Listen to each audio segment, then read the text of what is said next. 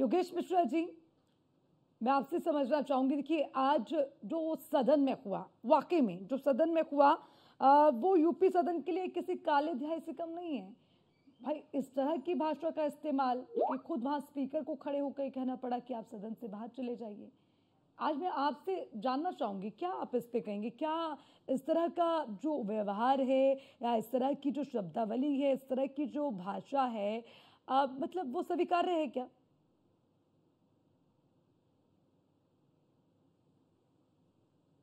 आदरणीय अर्चना जी, जी जिस जिस प्रकार की भाषा हुई है, पूरी तानाशाही रवैया है। अब देखिए, आपने अपना पक्ष बोल दिया ना, अब हमें अपना पक्ष रखने दीजिए। बोलिए बोलिए बोलिए। अगर कोई एक विधानसभा अध्यक्ष आज तक के इतिहास में इस तरह के शब्दों का इस्तेमाल नहीं किया होगा, किसी जनप्रतिनिधि को उठा के बाहर फेंकने की बात कर दी, क्या बात हो रही थी वहां पे?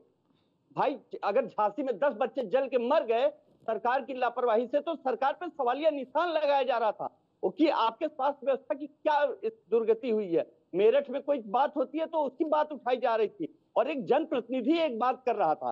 तो जनप्रतिनिधि को किस लिए चुना जाता है? क्या उसको लिए सिर्फ आपकी चरण वंदना करने के लिए चुना जाता है? क्या सरकार के कसीदे पढ़ने नहीं बैठे हैं हम वहां पे? हमें विपक्ष में सरकार को आईना दिखाने के लिए बैठाया गया है, हमें उनको आंखें लाल करके सवाल पूछने के लिए बैठा गया। हमारे विधायक, हमारे नेता अतुल प्रधान ने क्या गलत कहा?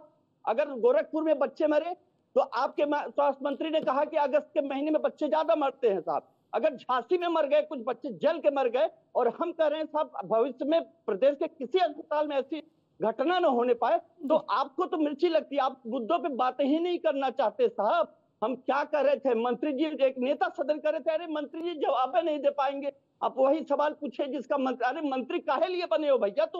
तुम्हें प्रदेश के किसी घटना का संज्ञान नहीं, किसी घटना की जानकारी नहीं है, किस लिए मिनिस्टर बने बैठे हो? और जो तानाशाही की हद कर गए मातक विधानसभा अध्यक्ष जी, क्या उनको उन माओ की चीख नहीं सुनाई दी? उन बच्चों को इंसाफ दिलाने की बात हो रही थी, तो जो उठा के बाहर फेंकने की बात हो रही थी ना विधानसभा अध्यक्ष जी, आप अपने लैंग्वेज पे थोड़ा, जनता ने देखा कि आप सत्ता की चरण वंदना में, सत्ता के समीप जाने के लिए, अपना नंबर बढ़ाने के लिए आपने किस प्रकार का इस्तेमाल किया एक जनप्रतिनिधि के लिए। आप निकाल दीजिए, समाजवादी के सारे विधायकों को निकाल दीजिए, खाली मत बोलने दीजिए, क्योंकि आपको सवाल पूछने से डर लगता है। आपके राज्य में भाजपा चाहती सिर्फ हिंदू मुसलमान हो, मंदिर मस्जिद पर चर्चा हो, शमशान कब्रिस्तान पर चर्चा हो, लेकिन रोटी, स्वास्थ्य, शिक्षा, कपड़ा, मकान की चर्चा ना हो, रोजगार की चर्चा ना हो। जो विधायक करेगा उसको आप धक्के मार के निकालेंगे। निकालिए, कितने विधायक को निकाल सकते हैं? हम तैयार हैं। कितनी जेलें भरेंगे? हम तैयार हैं। कितने आप आंदोलन दबाएंगे?